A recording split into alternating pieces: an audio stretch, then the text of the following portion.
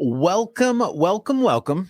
I'm Jason Feltman, and today I'm going to bring you my top 5 tips after years of running a multi-million-dollar sales team. Let's dive into number 1. Insurance dudes are on a mission to escape being handcuffed by our agencies. How?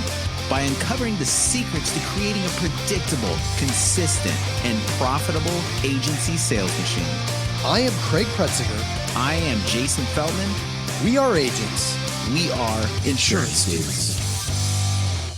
Well, actually, let's dive into a little story. So we built a sales team up to over 15 remote telemarketers, 15 sales agents in our office, and we were rocking. We're doing, I think, right around 8,000 calls a day and about 115 quotes a day.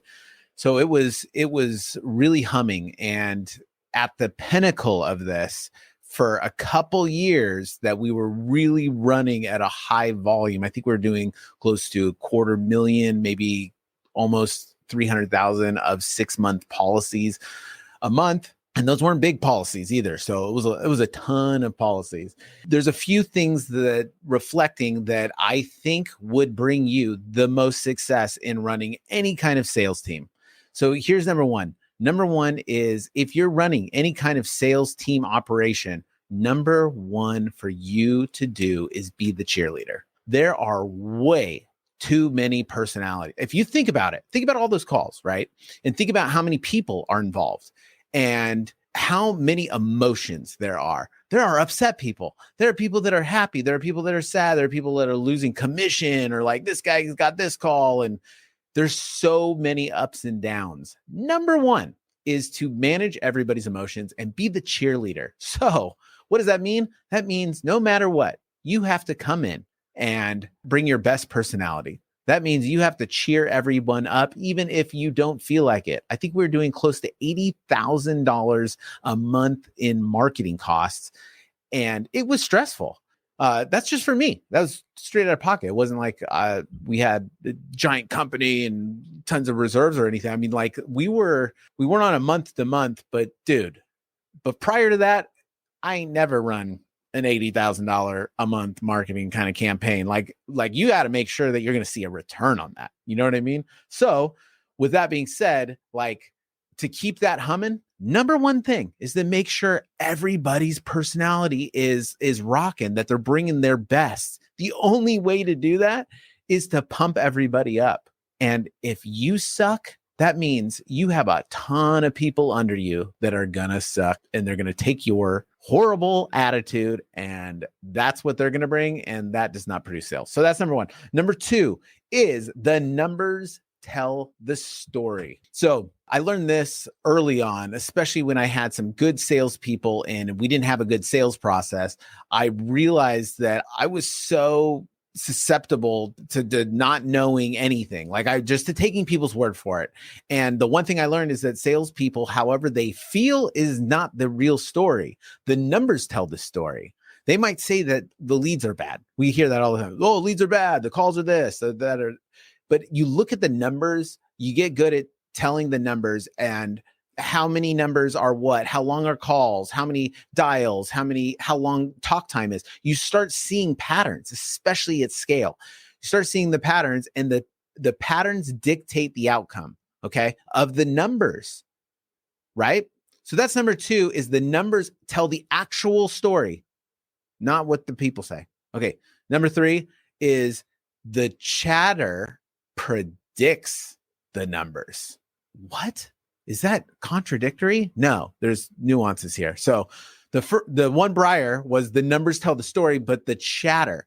So this means we're running meetings all the time. We're running them in the morning and night, and the tone of the meeting, the tone of what people are saying. People think that when the times are good, that the end is coming, or like when the times are bad, that am I on the Titanic? Is this the sinking ship? Do I need to get off? Like, the emotions run high. So the chatter predicts the numbers.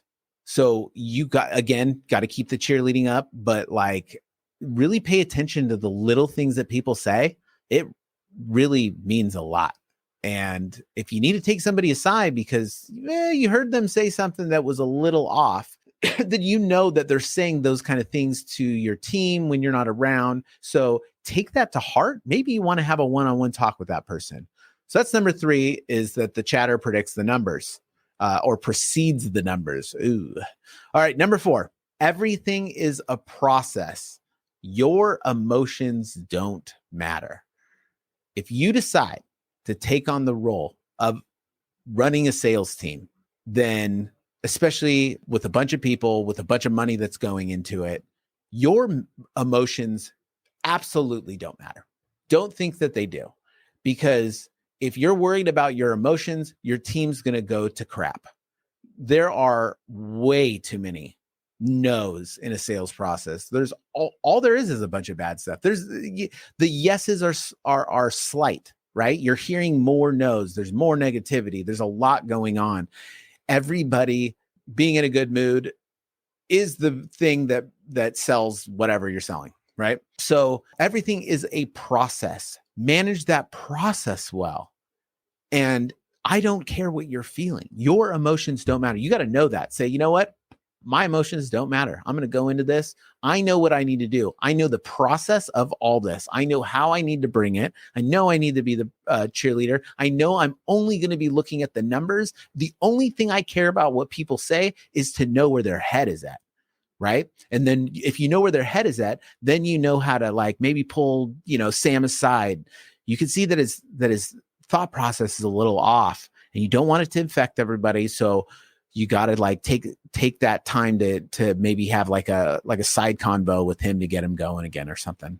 And number 5, the final 5, is swallow your pride. This is not a role for you to be prideful at all. Like, suck it up. You have to be the most humble person. Sales teams are not humble at all, especially when they're doing well. And that's when, that's what you want, right? You want them to do well. But like, dude, swallow your pride.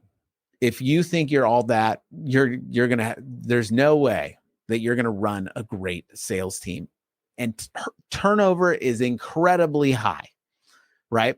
We had low turnover. I had to swallow my pride a lot to make sure that turnover was not high. Swallow your pride. One caveat to that, I will say, and I think you might have heard me say it in another podcast, is, dude, don't compromise your values though. Like, if somebody's doing something that compromises like your values, your vision, your mission, what you stand for, and what you stand against, then get rid of it. Like, cancer spreads fast on a sales team. So I would say, like, take those to heart. The nuance, there's a lot of nuances in with what I said. You might think it's some of it or most of it's woo-woo, but I'm telling you, those are the most important things in running a successful multi-million-dollar sales team. And I'm going to leave you with that. And I'm going to leave you with an air high five as well. I'm Jason Feltman. I can't wait to talk to you again.